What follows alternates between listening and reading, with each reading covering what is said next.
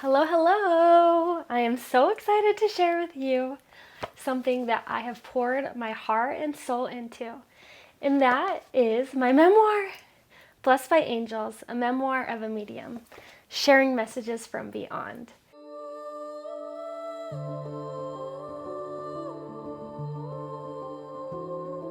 Along with the beautiful messages and my stories in this book, I thought I would take some time to talk about the little aspects of this book that really brought it to life.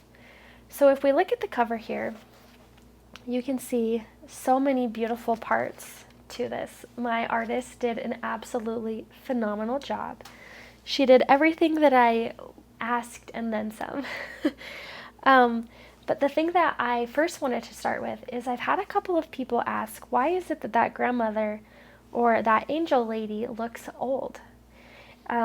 Because so often we think that when we cross over, we want to be fresh and new and young and in the best possible shape or condition that we are in this physical world.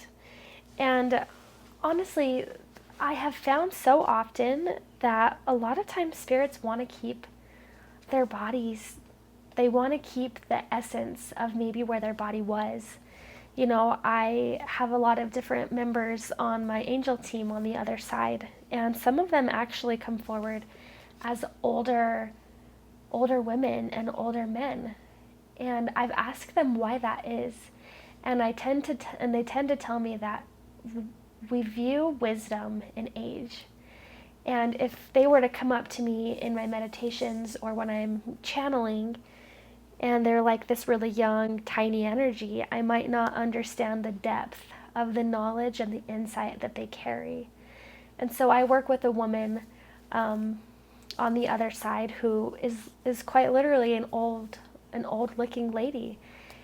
And she chooses to be that way because her soul has so much wisdom that in order for me to fully see and understand the depth of her, she shows up in an older form.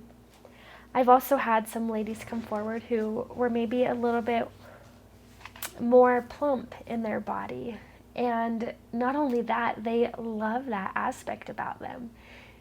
And so often they come to remind me that being human isn't bad, our body isn't bad, and that actually the wrinkles and the curves and the cellulite and all of these different aspects of us are an extension of nature.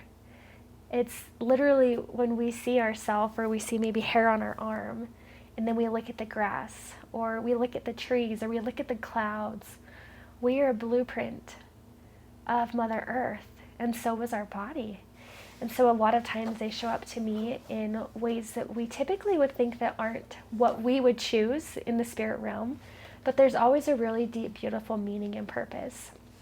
And so I left her looking a little bit older as a conversation starter about that exact principle. Along with the grandmother, the girl next to her, the blonde with the braid, you may notice that she doesn't have clothes on. And that was also for a purpose. I find that, you know, in my lifetime I've navigated so much about feeling like my body is bad and that it's wrong and that I have to cover up all of the time and hide everything. And I really wanted to also bring the message forward that there's nothing unholy about being human. There is nothing unholy about our bodies. And while, yes, we don't have to show every nook and cranny to everybody if we don't want to, and many would probably prefer not to or not to see all of that, right? But there is a beautiful aspect that we came here to be human. We came here to experience what it's like to be human. And that's so much of our body. Our cravings, our likes, our dislikes, creation energy, it all is experienced in our body. And yet, if we fully believe all the time that we are unholy, if we're bad, or if we're wrong, we actually are pulling ourselves away from really diving in and embracing why we're here. We came here to be human. There is nothing unholy about being human. There's nothing unholy about your body and how it functions and your likes and your dislikes. And there's nothing unholy about that. So that's why I wanted to add her in there, showing a little bit of skin as well. The next thing that we added in here, of course, was above is the divine masculine and the divine feminine. Because in this book, we also talk a lot about divine duality. And within all of us, we have masculine and feminine energy. And God has masculine and feminine energy. There is an essence of who God is that is both divine principles. So of course I always wanted to add that in there because it's such a powerful reminder that we're not alone, and that having duality, having light and dark, good, bad, happy, sad, is actually a universal law, and it's here forever. There's a reason, and that is why.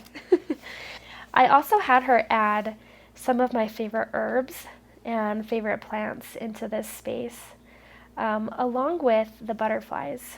I had a very special experience. We'll talk about these a little bit more. But when my grandmother died, and I actually do talk about it in this book, my experience, because as right after she crossed over, I could literally feel and experience everything that she was going through, which is a very tremendous experience. And I feel so grateful to have been able to witness that. But a few days later, I went to her grave because I wanted to just sit with everything that I experienced. And as I was doing so, I saw two butterflies that came in front of me, and they were dancing in a spiral together, which reminded me of my grandmother and her husband. It just felt like that was it was a message that they were together and that they were at peace, and that there was a lot of play in her transition to the other side. And so I wanted to add those in there. And if we go further into the book, each chapter has a dandelion with these butterflies. And the reason why I chose a dandelion, for those who know me, know that I have such a passion for dandelions. I love them. I love all kinds of herbs. Learning about all of that has really activated a lot of my genetic connection to my ancestors. But not only that, like my soul feels like it really connects to the dandelion, because so often, we spray weed killer, we kill the dandelions, and we've kind of been taught, oh, these are such a bad thing, they'll spread, which of course they do.